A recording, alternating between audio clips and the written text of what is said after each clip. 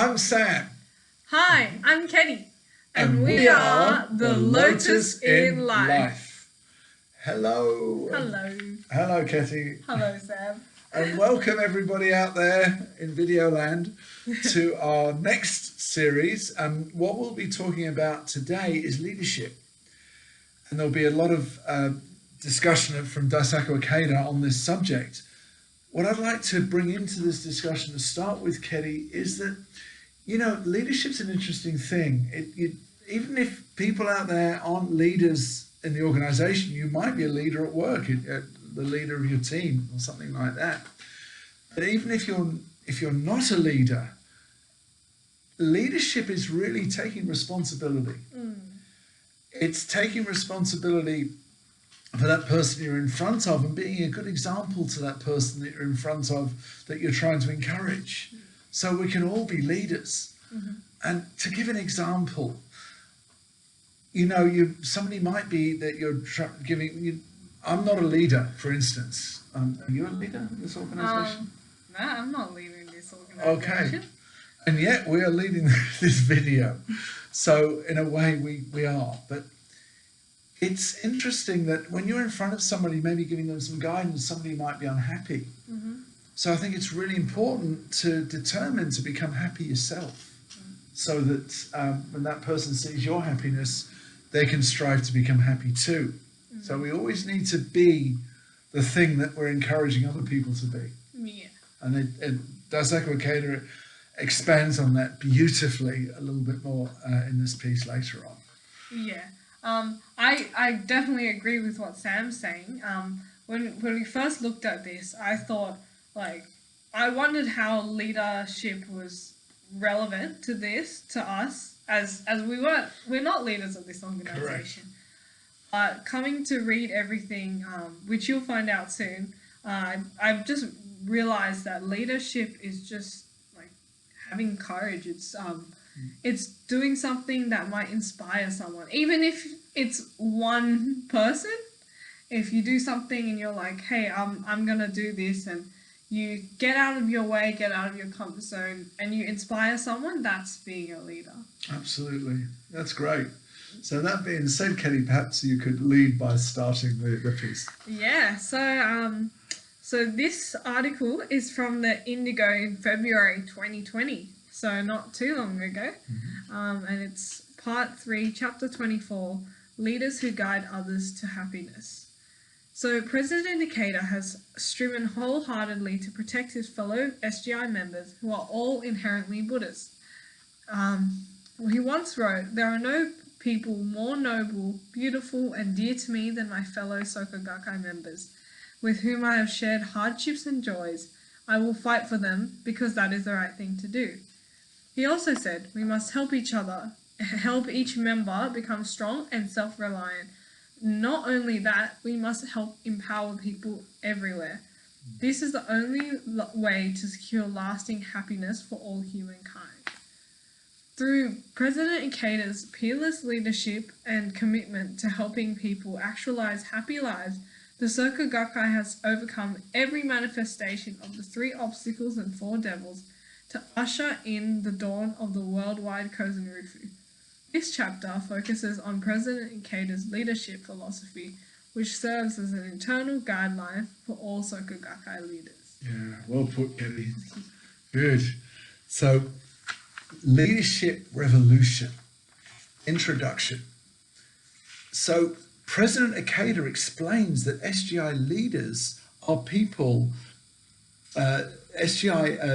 President Ikeda explains that SGI leaders are people who always respect and encourage and work for the happiness of others. Such people embody a revolution in leadership. In his great work, The System of Value Creating Education, founding Soka Gakkai President Tsunaburo Makiguchi called for a leadership revolution. He insisted that we must bring to an end an age where those in positions of authority use people as a means for perpetuating their own power. Sounds relevant now even. Doesn't it? Doesn't it? And he stressed the need to produce a steady stream of new leaders who will dedicate their lives to contributing to people's happiness. Leaders must not place themselves above others, and they must certainly should never look down on people thinking themselves somehow special. Only when one resolves to work together with others, respecting them and being willing to humbly learn from everyone, is one on the way to becoming a great leader. Can I just stop you right there and ask you a quick question, Sam? Yes, absolutely. Is there when you read that, it just made me think, how have you approached leadership in the past before you started practicing compared to now? Because I think definitely for me, before I really started practicing, I saw leadership as someone who is above other people, who is special. Because if you're chosen as a leader, that you're special.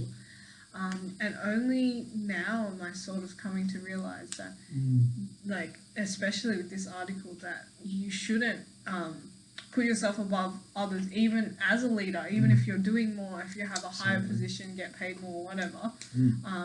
And how have you approached it? Yeah, well, before I answer that, you're absolutely right, Kelly. It's such a good example that President Ikeda gives to us, the fact that leadership is equality. It is not being better than anybody else. And that's a really good question, because I remember years ago, before I started practicing this Buddhism, because I started in 1983. So from 1980, when I started to work for myself and I had my own little business, I remember I was very arrogant with my staff. If they weren't doing the right thing, I'd get angry at them and arrogant. And when I started to practice Buddhism, I realized that I had to change the way I behaved. And my behavior did change very quickly. And like now, well, I don't employ anybody now. I just go selling door to door every day, and I don't employ any people. But when I have employed people since I've been practicing, my attitude has changed a lot. So I'm now a lot more, I'm calmer, and I listen to people's needs and wants, and that way. Wow. Yeah. That's really nice. It's really good to hear that. That you had the same problem. I think everyone would. That as being a leader, you might not know. You might be arrogant or think that you're above others, but in actuality, you're not. Exactly. And Daisaku Ikeda goes on to say that becoming happy yourself is no great challenge. It's quite simple. But the essence of Nichiren Buddhism lies in helping other people to become happy as well. Only when you sincerely chant to the Gohonzon, strengthen your faith, and have a spirit of selfless dedication to your Buddhist practice, can you truly guide and lead others. It's especially important that you, as leaders, President Ikeda goes on to say, praise and encourage your fellow members. I mean, this is relating to life as well, not just within the organization, because faith does equal daily life. Never lose, it says here, never lose your temper, scold, or berate people. All right, do you understand? Don't do that. I'm sorry, Sam. Never behave that way. Let's start by offering words of praise. All of us are human and bound to experience ups and downs in our moods and emotions from time to time. But as leaders, let's always make a point of starting off by warmly greeting everyone and expressing our appreciation for their efforts. Doing so not only lifts others' hearts, but also our own, spreading joy and increasing benefit for everyone. The next section talks about having a big heart. So President Ikeda notes that a defining feature of the Soka Gakkai leaders is a noble spirit to value others, learn from them, and impart assurance and joy to all. In a speech delivered at a meeting in California in 1993, he said, "Big-hearted people are happy. Our Buddhist practice enables us to become such individuals. And I hope that all of you will become people who are generous and broad-minded. Of course, we must firmly fight and unremittingly against inhumanity and justice, but I hope you will always be generous towards your friends and fellow members and have room in your heart to think about the happiness of others." wishing to do so, whatever we can, to support and encourage those facing illness or financial hardship, thinking about others, chanting for them, and taking action to help them. This is a spirit of practitioners of Nichiren Buddhism. And can I interrupt you for a second? Yeah. Kelly? This is exactly what Daisaku Ikeda is saying now, is that you don't have to be a leader to do this. A member Just can a member. encourage someone. Yeah. So striving to bring happiness and joy to others, even though we may be struggling with problems ourselves, is a mark of bodhisattvas. I'd like you to become people with big hearts, people who remain strong and unshaken no matter what happens, and rather than focusing on themselves, are concerned with helping and imparting hope to others. This is the purpose of our Buddhist practice. You can always learn something from anyone. Always be humble enough to learn from others. This is a measure of a person's true greatness. Leaders in particular are susceptible to becoming arrogant, like you said, believing their position in the organization makes them better than others. In such cases, a person acts with self-importance and looks down on those of outstanding character or achievements. The higher a leader's position in the organization, the stronger must be that person's willingness to learn from others. So I think that's really important. It's not the other way around where you know more, so you don't learn. The higher up you get, the more you should learn, the more humble you should be. Absolutely, fully agree with The you. role of leaders is to bring joy to others. That is the basic requirement of a leader. And in general, those who cause distress or pain to others, who try to dominate or control others, are not qualified to be leaders. This is all the more so in the realm of Nichiren Buddhism. So I'd like you to work hard to become the kind of leaders who others regard as a source of reassurance, clarity, peace of mind, and courage. People who inspire confidence and hope. Never issue commands or orders from on high. Be kind and considerate leaders who warmly impart a sense of security to everyone. Be strict with yourself and generous towards others. That's the hallmark of strong faith. Yeah, well said, Kelly. Yeah. And now I'd like to continue with a story that President Ikeda related at a cultural conference in Okinawa, Japan, in February 21st, 1999. And he tells this story. He says this: I would like to relate a story that Mahatma Gandhi's grandson, Arun Gandhi, co-founder of the M.K. Gandhi Institute for Nonviolence in the United States, shared from his childhood. When he was about 6 or 7 years old, Arun lived in an ashram community with his grandfather. One of his friends was a boy of about the same age who was living with his parents. This friend was very fond of sweets, consuming them in great quantity. As a result, he started getting a rash all over his body. And no matter how his parents nagged him to stop eating sweets, he wouldn't listen. Does that sound like some of your children? Sounds like me. Sounds like you, yeah, and me. So, no matter how his parents nagged him to stop eating sweets, he wouldn't listen. Since there were always sweets around, he would simply grab some to eat when nobody was looking. Worried, his mother went to see Gandhi and urged him to speak to her son and explain that he should not eat sweets anymore. After hearing the mother's story, Gandhi said, "Please come back in 15 days and I'll speak to him." Perplexed, the mother did as asked and returned 15 days later. Well, Gandhi took the boy aside and spoke to him for less than 1 minute. That was all, but surprisingly from then on, the boy stopped eating sweets. His mother was puzzled. I mean, what kind of a miracle had Gandhi performed on her son, she wondered. A few days later, she went to ask Gandhi this question herself. He replied that it was no miracle. The reason I asked you to come back in 15 days, he said, the reason I asked to come back in 15 days, he said, was that I had to give up eating sweets for 15 days before I could ask the child to give up eating them.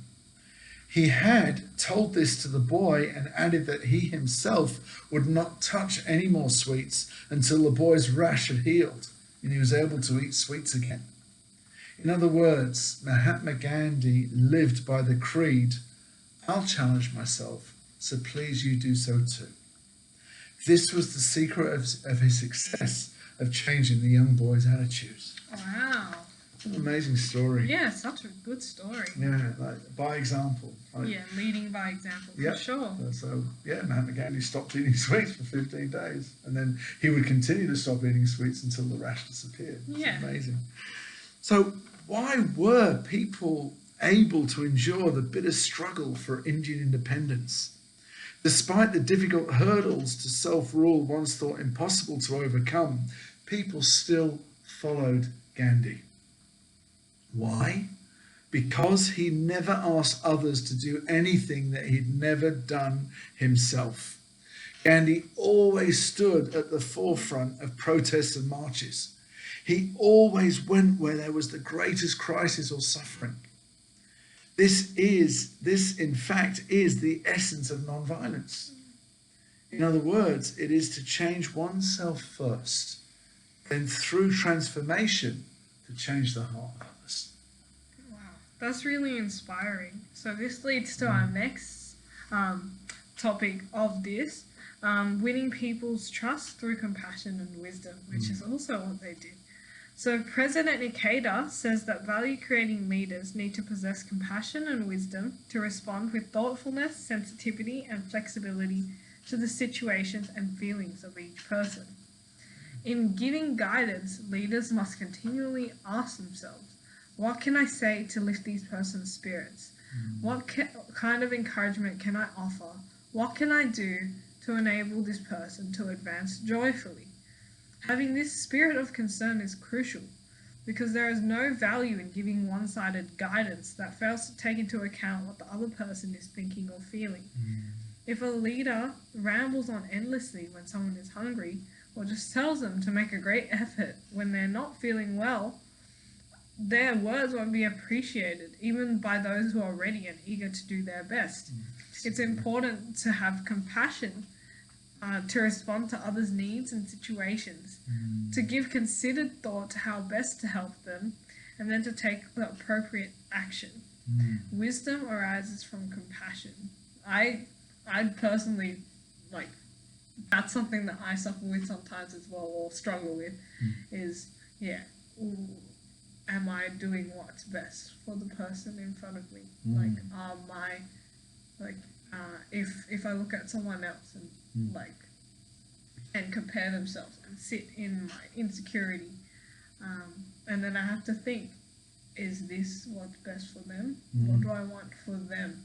Just not me, not focusing on me, them. How can I listen to them, validate them?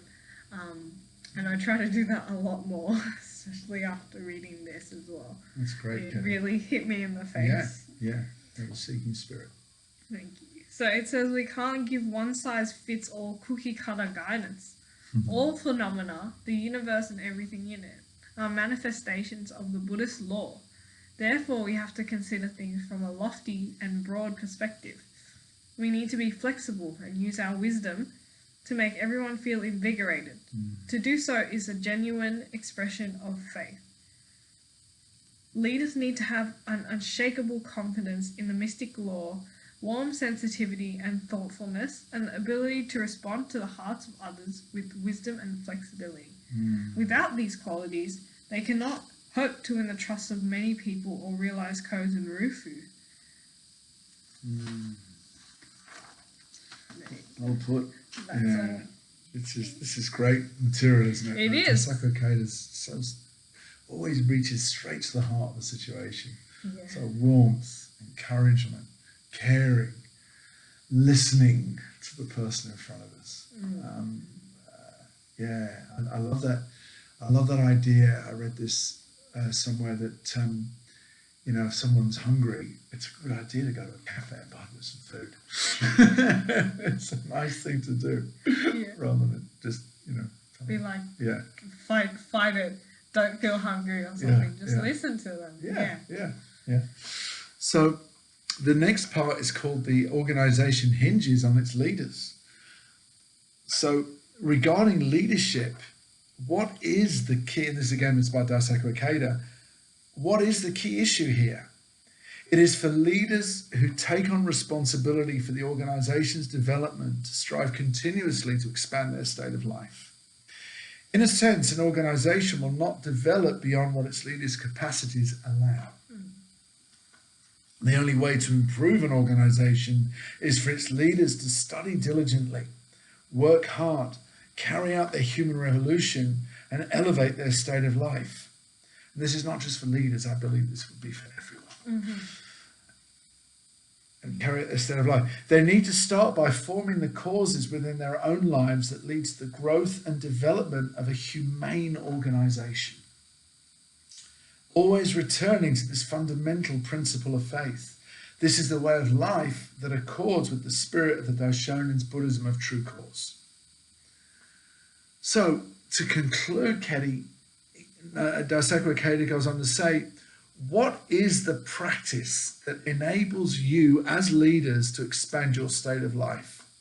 Simply put, in addition, of course, to deepening your own faith in the mystic law, it lies in taking personal initiative to serve your fellow members who are striving earnestly for Kozen Rufu, respecting and supporting them with an even more sincere and humble spirit, and directing your wisdom and effort towards their happiness. So that concludes our piece this month on leadership. And again, just to reiterate, we are all leaders. We all encourage people. We all want to live. We all, as people at Chatnam Yorongekyo, want to live by example. I could not have said that any better, Sam. Oh, thank you. Thank you, he humbly acknowledges. Well, thank you guys for listening. Thank you very, very much. And we'll see you in the next one, which will be actually a surprise because we don't know what it is yet ourselves. All right. So, I'm Sam. I'm Kedi. And we are the Lotus in Life. See ya. Bye.